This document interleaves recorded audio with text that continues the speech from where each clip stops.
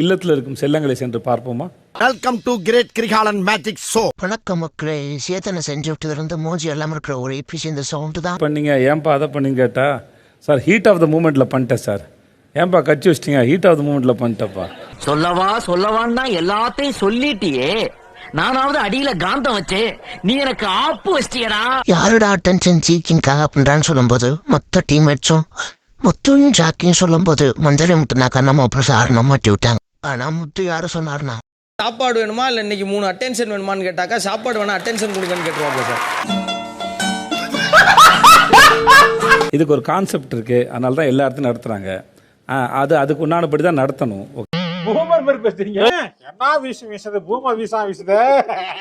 எங்களுக்கே சில சமயம் ஆச்சரியமா இருக்கும், இவங்களுக்கு ஏன் ஜனங்க ஓட்டு போட்டு வீட்டுக்குள்ள வச்சிருக்காங்கன்னு எனக்கே சில சமயம் தோணும்.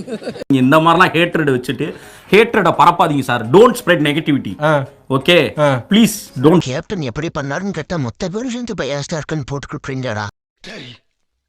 நான் செவனே தானா போய்க்கிருந்தேன். யாரு வம்பு தும்புக்காச்சும் போனா ராயன் அடுத்து யார் எவிக்ட் ஆக போறாங்கன்னு யோசிச்சு வைங்க.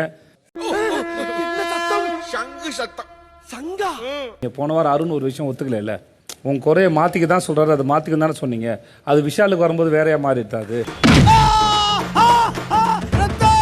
உனக்கு வந்தா ரத்தம், எனக்கு வந்தா தக்காளி சட்னா.